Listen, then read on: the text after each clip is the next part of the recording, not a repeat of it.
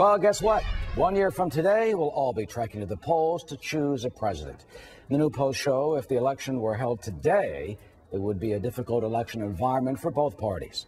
Can President Obama secure a second term 365 days from now? Let's bring in our political panel, Ford O'Connell, chairman of Civic Forum PAC and former director for rural outreach for McCain's presidential campaign, and Sally Kohn, who's the founder of movementvision.org. Ford and Sally, welcome to both of you this morning. Thank you. Thank you for having us. Ford, I mean, look at the polls. The latest AP poll shows President Obama's approval rating at 46%, handling of the economy at 36%. He's down way below 50%. Can he secure a second term a year from today?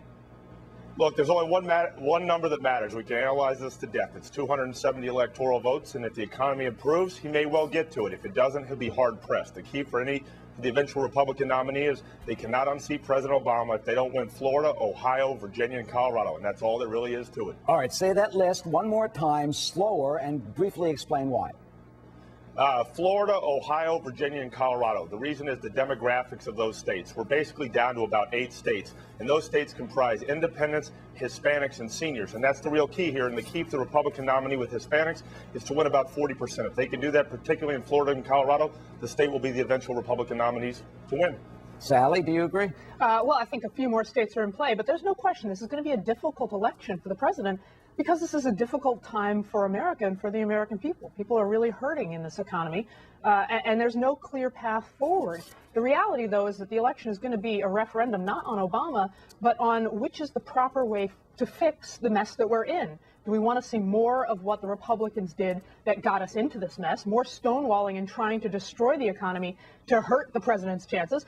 Or do we want to see, like it or not, understand the important role of government in pulling us out and getting us right back on the path to prosperity? You talk about the problems we have. Let's look at 2 full screens. We have something that's fascinating. From going back to 1980, Jimmy Carter lost that election.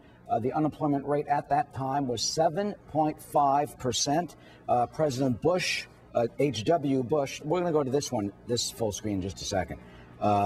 There it is. Jimmy Carter lost when unemployment was 7.2%. George H.W. Bush lost 7.4%. Now it's 9%. So, Sally, what does the president do about that? Yeah, I'm not going to be able to shower you in roses on this one. It is a hard election. But again, look, it's because the country is facing a difficult time. And if you think the president's numbers are low, the numbers for Republicans are even worse.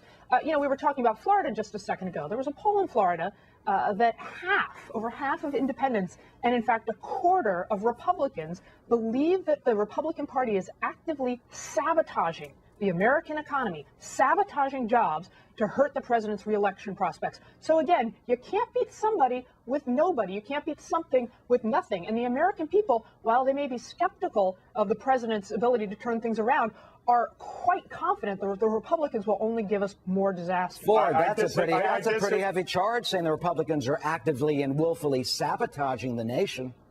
No, the Republican Party wants to put America back to work. Here's where I disagree with Sally. This is not about President Obama versus the eventual Republican nominee. This is a referendum on President Obama.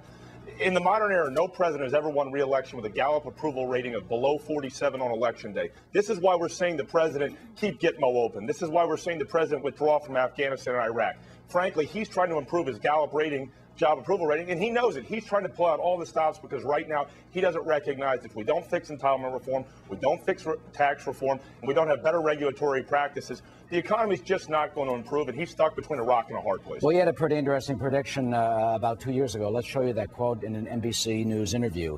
The president at that time said, quote, "A year from now, I think people are going to see that we're starting to make progress, but there's still going to be some pain out there. If I don't have this done in 3 years, then there's going to be a one-term proposition." I mean, he's practically admitting there, and we're already a year out from when he was predicting. Sally? I mean, I know conservatives would like to optimistically think that this is an up-down vote on the president, but it's not. And the reality is, look, the American people are scared.